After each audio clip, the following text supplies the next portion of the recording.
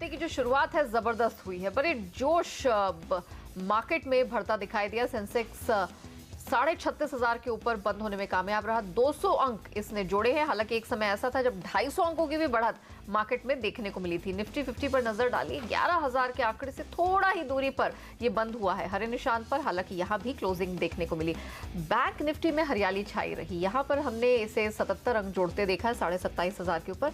लेकिन Nifty mid cap ये थोड़ा ढुलमुल रहा, बिकवाली हावी रही और 0.5% नीचे ये बंद हुआ है। तो सबसे पहले नजर डाल लेते हैं कि निफ्टी पे चढ़ने वाले टॉप गेनर्स कौन से रहे हैं। आपकी स्क्रीन पर रिलायंस, इस पर आज पूरे दिन सीएनबीसी आवाज पर बातचीत हुई है। 4.5% की मजबूती लेकर बंद हुआ।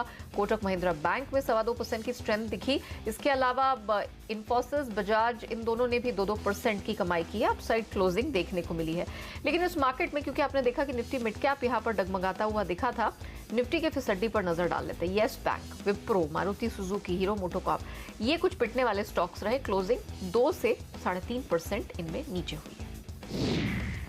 कोटक महिंद्रा बैंक की तीसरी तिमाही में मुनाफा अनुमान से बेहतर रहा है। बैंक का स्टैंडअलोन मुनाफा 1,053 करोड़ रुपए से बढ़कर 1,291 करोड़ रुपए रहा। वहीं बैंक के एसेट क्वालिटी में भी सुधार देखने को मिला। तिमाही दर तिमाही बात करें तो ग्रॉस एनपीए, नेट एनपीए में हल्की गिरावट आई है। ब्याज आय में भी तकरीबन 20% का उछाल देखने को मिला। तीसरी तिमाही में लोन ग्रोथ 23% रही है। तीसरी तिमाही में यूनियन बैंक घाटे से मुनाफे में आई है। बैंक को 1,250 करोड़ रुपए के घाटे के मुकाबले 153 करोड़ रुपए का मुनाफा हुआ है। हालांकि ये आंकड़ा अनुमान से बेहद कमजोर है। वहीं बैंक के नए एनपीए भी 2,667 करोड़ रुपए से बढ़कर 2,983 करोड़ रुपए रहे हैं। एचडीएफसी बैंक के नतीजे कुछ मिले जुले से रहे हैं और यही वजह रही कि आज शेयर में उछाल देखने को मिला। ब्रोकरेजेस भी बैंक के नतीजों से सैटिस्फाइड, खुशी नजर आए।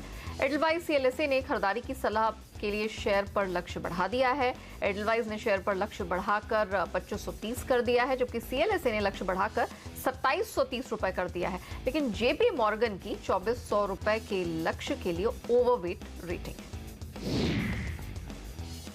साउथ इंडियन बैंक के नतीजे बाजार को रास नहीं आए। तीसरी तिमाही में बैंक का मुनाफा 24% घटकर 84 करोड़ रुपए रहा है। हालांकि ब्याज से आय 509 करोड़ रुपए से बढ़कर 520 करोड़ रुपए रही है। नेट एनपीए, ग्रॉस एनपीए में भी बढ़ोतरी देखने को मिली है। अच्छे नतीजों के चलते हुडको के शेयर में 6% से ज्यादा की तेजी देखने को मिली। तीसरी तिमाही में कंपनी का मुनाफा 259 करोड़ रुपए से बढ़कर 328 करोड़ रुपए रहा है। आय 22% बढ़कर 1311 करोड़ रुपए रही है। विप्रो का गाइडेंस बाजार को पसंद नहीं आया। नतीजों के बाद शेयर में गिरावट देखने को मिली। लेकिन शेयर पर ब्रोकरेजेस क्या राय रखते हैं, ये आपके सामने लेकर आते हैं। सिटी की शेयर पर बिकवाली की रिकमेंडेशन है, जबकि जेफरीज ने विप्रो पर आउटपरफॉर्म रेटिंग दी है और लक्ष्य बढ़ाकर 290 रुपए कर दिया है।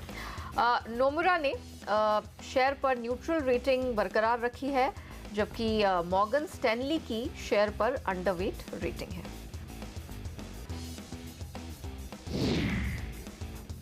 कमजोर बैंकों के कर्ज देने और विस्तार योजनाओं पर लगी शर्तों में जल्द ही ढील देने का ऐलान हो सकता है। सीएनबीसी आवाज को मिली एक्सक्लूसिव जानकारी के मुताबिक प्रॉम्प्ट करेक्टिव एक्शन यानी कि पीसीए की शर्तों में ढील देने पर वित्त मंत्रालय और रिजर्व बैंक के बीच सहमति बन गई है। सूत्रों से मिली जानकारी के मुताबिक बैंकों को कैश रिजर्व रखने की शर्तों में छूट मिल सकती है। साथ ही सीआरएआर यानी कि capital to risk weightage asset ratio की शर्तों में भी छूट मिल सकती है।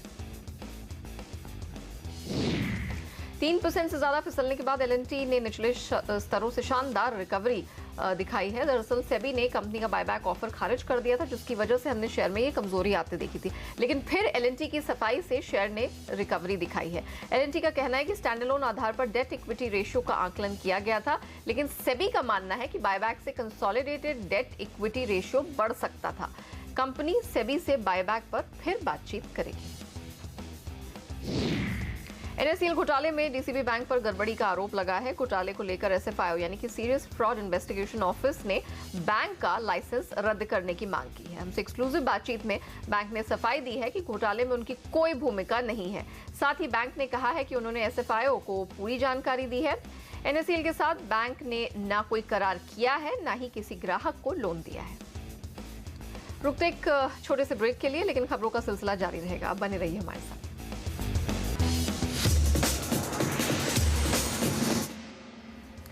Global home consumer finance company home credit group के ग्रुप चीफ ऑफिसर मेल काविल को भारत की ग्रोथ पर भरोसा है और वो यहाँ बड़े निवेश के लिए तैयार है। Global investors summit vibrant Gujarat में उन्होंने भारत में जोरदार तेजी से ग्रोथ की उम्मीद जताई है।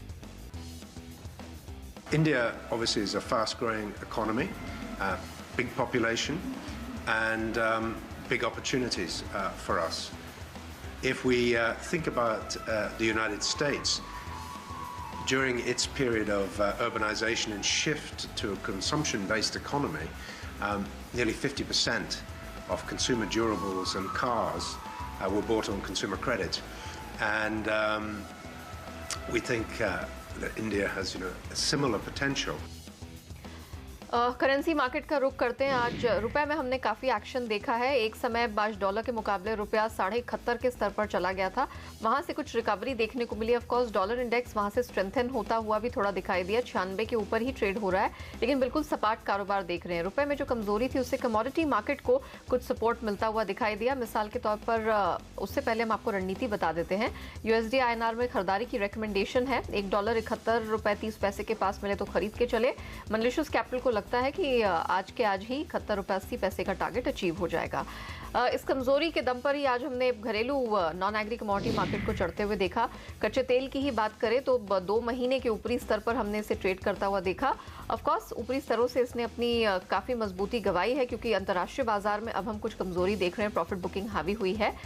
घरेलू बाजार में खरीदारी की रिकमेंडेशन आई है मॉलिशस कैपिटल की तरफ से। उन्हें लगता है कि कच्चे तेल का मौजूदा कॉन्ट्रैक्ट 3800 के पास मिले तो खरीद के चलना चाहिए। वो ऊपर 3900 तक का टारगेट देख रहे हैं। कच्चे तेल में अधिकतर एनालिस्टों को, अधिकतर एक्सपर्ट्स को मजबूती दिख रही है। वहीं अगर बुलियन मार्केट पर नजर डाली जाए तो यहाँ पर एक छोटे दायरे का ट्रेड ही देखने को मिला है। सोना डॉलर इंडेक्स में स्टेडीनेस के चलते फिसलता नजर आया है और घरेलू बाजार में भी अब हम 90 रुपए की कमजोरी दिख रहे हैं। सुबह के सत्र में तकरीबन 90 से 100 रुपए की स्ट्रेंथ थी। अब 32,000 के अहम सपोर्ट लेवल के पास सोना ट्रेड कर रहा है। चांदी सुबह से ही प्रेशर में थी, अब इसमें गिरावट बढ़ गई है।